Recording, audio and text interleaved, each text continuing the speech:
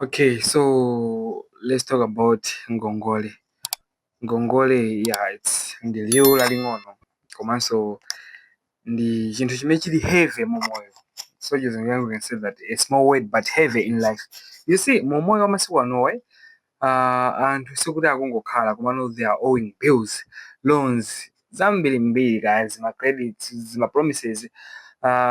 Timazuka mamawa kupanga chase money but not for our dreams. Si maloto athu komano timafuna tibweze zimene tinapanga ma mistake adzulo. Komano what if I tell you that Ngongole, moyo wa Ngongole ndotheka kuwuthetsa ndithu, ngakhale ukupeza pang'ono kandalama kochepa, moyo wa Ngongole utha kutha ndithu.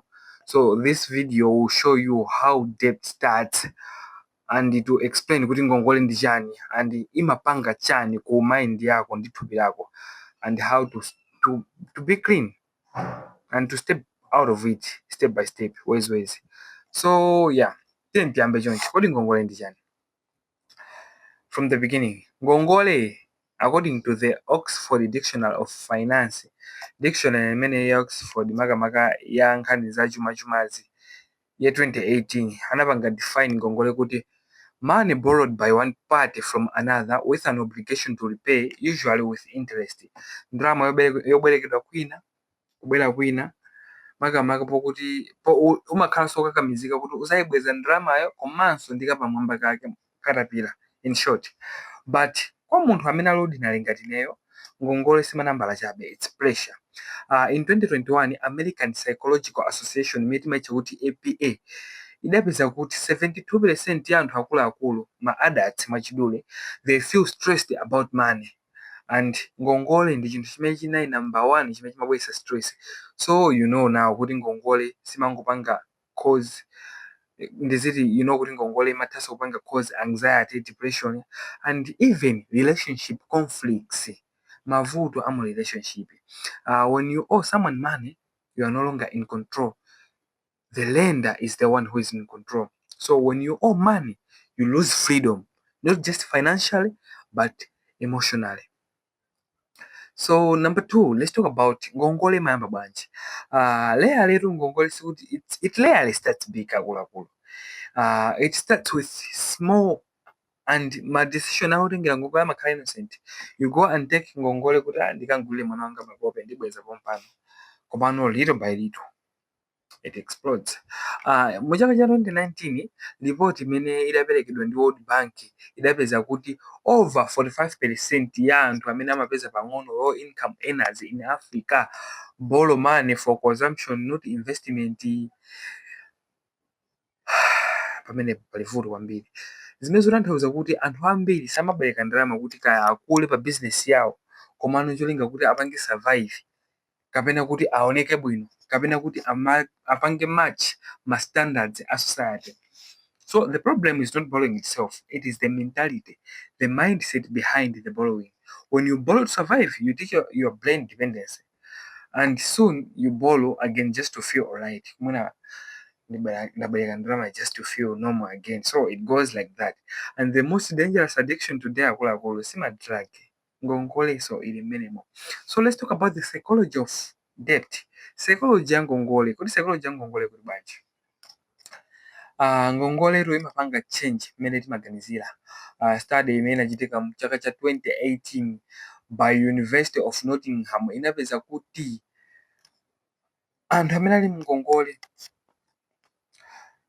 30% yayo kaganizidwe kawo kamakhala kupelewera makamaka pofuna kupanga ma decision enake compared ndi anthu amene asali Ngongole. Ati izi zili chonchi chifukwa choti ubongo wawo umakhala uli constantly managing ma financial stresses, umakhala ukupanga manage mavuto amene like stress imene mabwera kamba ka zinthu ngati Ngongolezi. So experiment ina imene inachitika mchaka cha 2020 ndipo inapangidwa publish mu Journal of Economic Psychology inapeza kuti Ngongole imapanga low self-esteem and imapanga increase hopelessness, especially in low income communities, and you begin to feel powerless. You think maybe this is just my life, but that's a lie. Akuluakulu Ngongole si destiny yanu, ndi matenda amene ngachoti financial disease and matenda ina aliyonse ali ndi cure yake.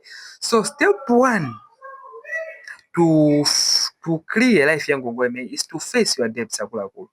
Face them and honestly. Choyambira, you can't fight what you don't face.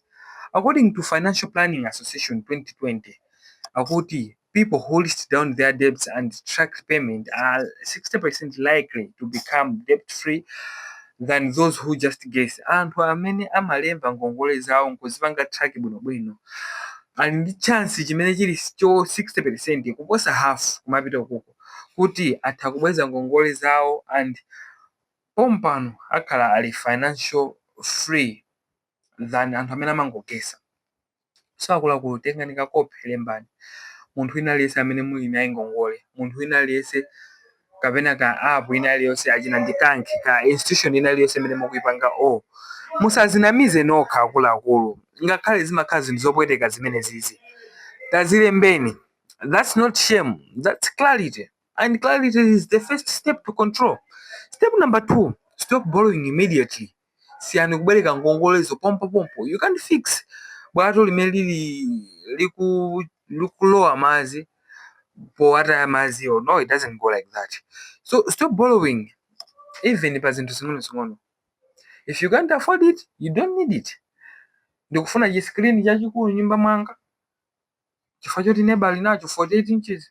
Komano ngati sindingakwanise, I don't need it akuluakulu.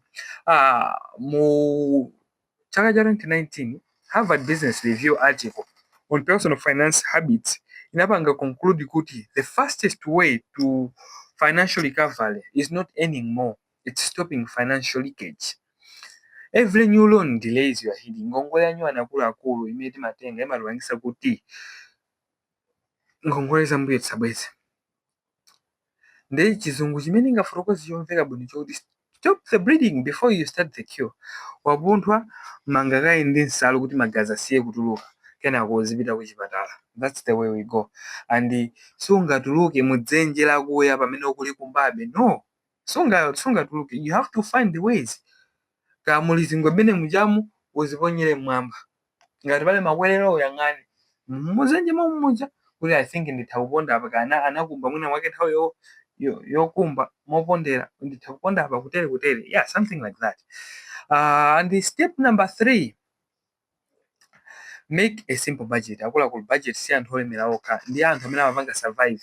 So follow this simple rule, and the rule imene timaitcha kuti 50-30-20 rule imene anayipanga propose US Senator amene ngati ali MP of US Elizabeth Warren mu buku lake lotchedwa kuti All Your Wealth. Akutanthauza kuti 50% ya ndalama zanu ndi azimene maneeds anu, food, rent, transport.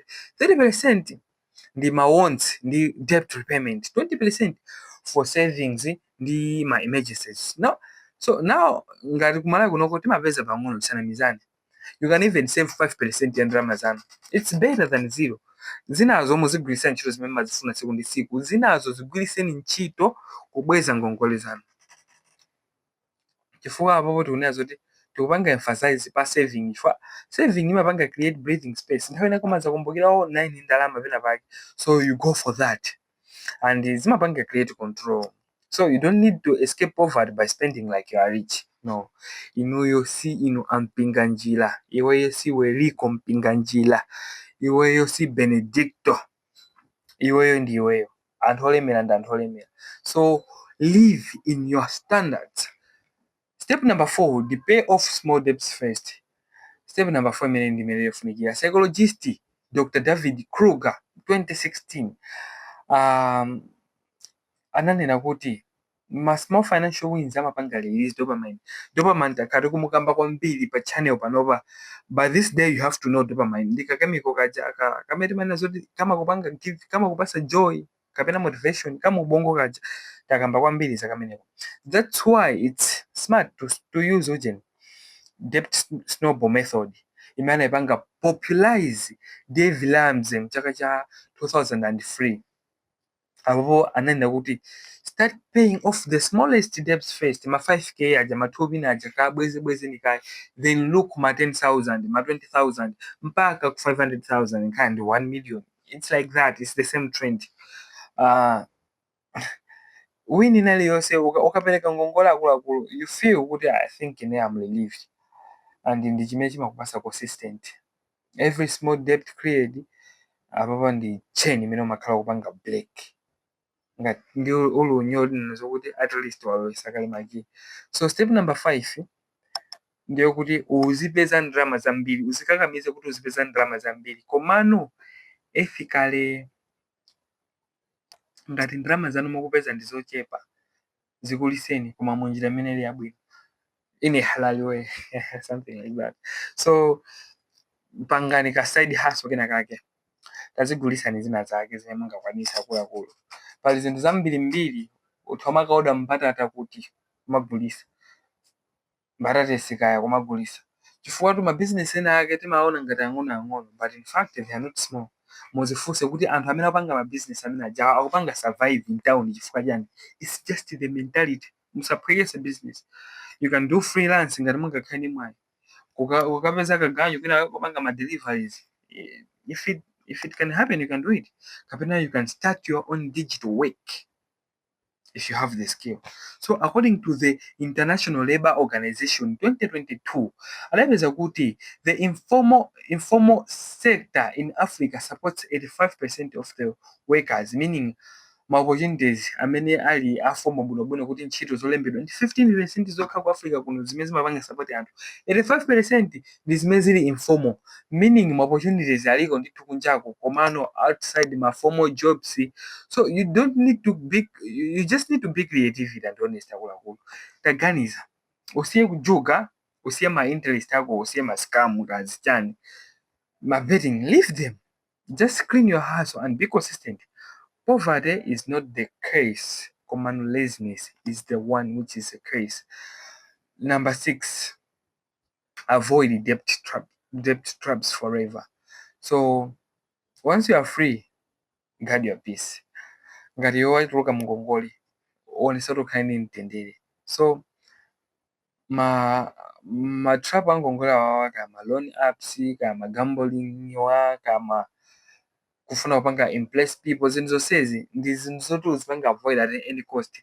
Mu chaka cha 2022 African Development Bank report yawo inaonesa kuti peer pressure, social comparison ndi zinthu zikuluzikulu zimene zinapangisa kuti achinyamata ku Africa kunoko akhale mu ngongole zimene zili unnecessary. So akuluakulu tikhale ndi purpose, not by people's opinion. Say no to proudly when needed, because every no protects your future. I have to be clear there. I'm trying to mean that. And when I was intending mixed, 10 Bieland, akuluakulu, say no. If it's needed, say no. Because no winner is abanga protect future yanu, abanga protect the dignity yanu, abanga protect umuntu wanu. So I have to conclude like this. Ngongole si death sentence. It's just a storm ni namondo chabe ngongole ija. So muziwe kuti namondo wina aliyese amadusa ndithu. We had cyclone Freddy, we had COVID-19, we had cyclone Anna, cyclone Judy. My cyclone Saja, they passed. Anadusa ndithu. Ngongole so ndi chimodzimodzi. Umoyo wa ngongole umata ndithu. Ngati mwayipanga face, ngati mwayipanga plan, and you are being consistent, you will walk free again. And when that day comes, you will look back and say, this piece was worth, every sacrifice was worth. So this is Shamiuna Narrates. Also, I go to follow by YouTube, Instagram, Facebook, Kandi X, Kandi TikTok. Don't forget to follow us. We'll be giving you better and better videos. And for my reference, as mneta kamba mo videos, muvai ku description ku YouTube. Click that link. Mobile my reference. Or by description mpaja pali my reference. So thank you. Mukandisi kwa pambana. Bye bye.